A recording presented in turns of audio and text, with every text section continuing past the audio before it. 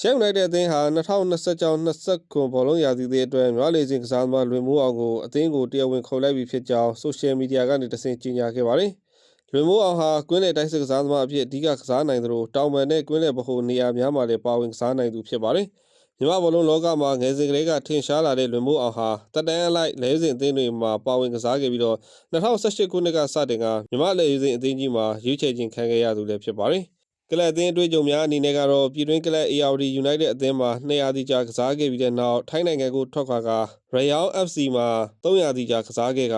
မဟာဆာရာခမ် SBT FC တို့မှာ100တီကြာကစားခဲ့ပြီးထိုင်းနိုင်ငံမှာနှစ်ရှည်ကစားခဲ့တဲ့အတွေ့အကြုံများကိုရရှိခဲ့သူလည်းဖြစ်ပါတယ်။မြန်မာလေစဉ်အသင်းမှာတော့နှစ်ပေါင်းများစွာပါဝင်ကစားလာခဲ့တဲ့လွင်မိုးအောင်အနေနဲ့ယခုကရှမ်းယူနိုက်တက်အသင်းနဲ့အတူပြည်တွင်းပြည်ပပြိုင်ပွဲများမှာအောင်မြင်မှုများရရှိရန်ဆက်လက်ကြိုးစားသွားမယ်လို့လည်းသိရပါတယ်။ရှမ်းယူနိုက်တက်အသင်းကိုရောက်ရှိလာတဲ့လွင်မိုးအောင်ဟာပထမဆုံးအနေနဲ့ကျွန်တော်ကိုယုံကြည်စွာခေါ်ယူပေးခဲ့တဲ့အသင်းဥက္ကဋ္ဌနဲ့ CEO ကိုကျေးဇူးတင်ပါတယ်။ရှမ်းယူနိုက်တက်အသင်းဆိုတာဟာပုံရိပ်ကြီးမားတဲ့အသင်းတစ်သင်းမှာချန်ပီယံဆုတွေနှစ်တိုင်းရယူနိုင်တဲ့အသင်းဒီအသင်းကိုရောက်လာခဲ့တဲ့အတွက်အတိုင်းမသိပျော်ရွှင်မိပါတယ်။ရှမ်းယူနိုက်တက်ပရိသတ်တွေကအမြဲတာဝန်ကြည်ပြီးသားပါ။ကျွန်တော်ကိုလည်းအသင်းနဲ့တသားတည်းဖြစ်ဖို့စောင့်ကြည့်ပေးပါပရိသတ်တွေလိုချင်တဲ့အနိုင်ရလဒ်ကိုယူဆောင်လာခဲ့ပါမယ်လို့ပြောကြားခဲ့ပါတယ်။ရှမ်းယူနိုက်တက်အသင်းကတော့လွင်မိုးအောင်ကိုကျောနံပါတ်ခွန်ကိုဝစ်စင်ကစားစီမှာဖြစ်ကြောင်းလည်း၎င်းတို့ရဲ့ဆိုရှယ်မီဒီယာမှာထုတ်ပြန်ထားချက်အရသိရှိရပါတယ်ခင်ဗျာ။